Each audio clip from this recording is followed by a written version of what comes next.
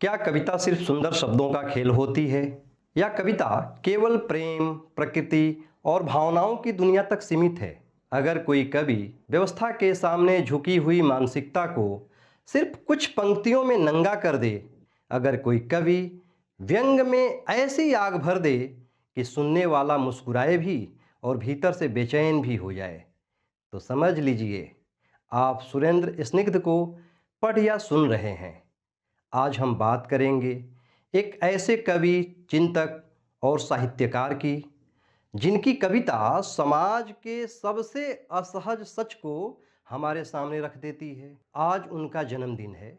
उनके जन्मदिन के अवसर पर आइए याद करें सुरेंद्र स्निग्ध जी को, उनके लेखन को, उनकी उस बेचैन रचनात्मकता को जिसने शब्दों को प्रतिरोध की ताकत बना दिया। हिंदी साहित्य में कुछ रचनाकार ऐसे भी हुए हैं जो केवल लिखते नहीं बल्कि समय से संवाद करते हैं। सुरेंद्र स्निग्ध उन्हीं रचनाकारों में एक महत्वपूर्ण नाम है। उनकी रचनाओं में संवेदना है, सामाजिक चेतना है, व्यवस्था पर तीखा प्रश्न है और सबसे महत्वपूर्ण मानव गरिमा के पक्ष में स्पष्ट खड़े होने का साहस है। ये उन कवियों में हैं जिनकी कविता पढ़ते समय केवल अर्थ नहीं खुलते बल्कि हमारे समय के चेहरे सामने आने लगते हैं।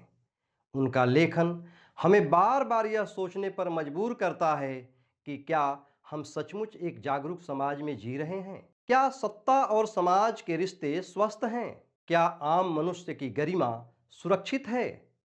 और आज शायद सबसे बड़े कवि की यही पहचान भी है।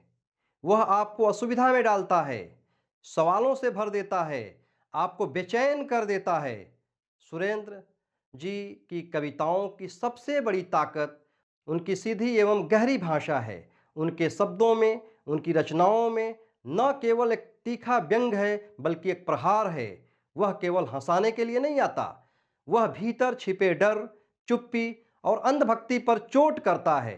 वे उन कवियों में हैं जो सत्ता, समाज और मानसिक गुलामी को सवालों के घेरे में खड़ा करने का साहस रखते हैं। इसी को समझने के लिए उनकी एक बेहद चर्चित और मारक कविता का अंश सुनते हैं। फेंकिए हुजूर, फेंकिए न माई बाप, फेंकिए थूक और खंखार, जरा ध्यान रखिएगा, फर्श पर नहीं फेंकिएगा, गंदे हो जाएंगे आपके थूक और खंखार। पता नहीं, टाइल्स आजकल रद्दी आने लगे हैं, फेंकिए, मैंने फैला दिए हैं अपने दोनों हाथ, एंटीसेप्टिक पेपर से पोछे हुए हैं ये हाथ, आपके थूक और खखार को कुछ नहीं होगा। नीचे बैठी है दर्शनार्थियों की भीड़, चंदन करेंगे इससे, व्यर्थ की इधर उधर मत फेंकिए हुजूर। पहली बार सुनने में यह कविता चौंकाती है, लेकिन जैसे जैसे शब्दों के भीतर उतरते हैं, यह केवल थूक और खखार की बात नहीं रह जाती। यह कविता उस मानसिकता पर तीखा व्यंग है जहां व्यक्ति अपनी आलोचनात्मक चेतना छोड़कर किसी सत्ता, किसी प्रभावशाली व्यक्ति या किसी हुजूर के सामने इतना झुक जाता है कि अपमान भी पूजा जैसे लगने लगता है। दर्शनार्थियों की भीड़ यह केवल भीड़ नहीं है, यह अंधा अनुकरण का प्रतीक है। और चंदन करेंगे इससे, गजब की पंक्ति है। यह पंक्ति हमारे समय की सबसे गहरी विडंबना को सामने रख देती है। यही सुरेंद्र जी की ताकत है।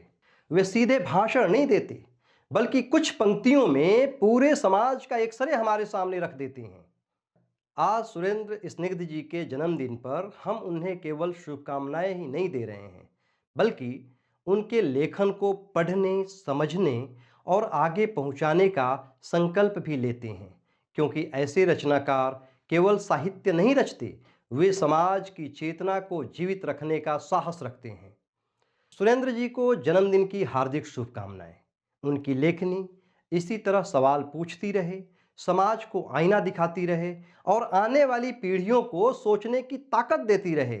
अगर आपको यह वीडियो पसंद आया हो तो इसे साझा करिए, चैनल को सब्सक्राइब करिए और कमेंट में यह जरूर बताइए कि सुरेंद्र स्निग्ध की वह कौन सी पंक्ति या वह कौन सी कविता है जो आपको सबसे ज़्यादा प्रभावित करती है। मिलते हैं अगले वीडियो में, तब तक के लिए नमस्कार।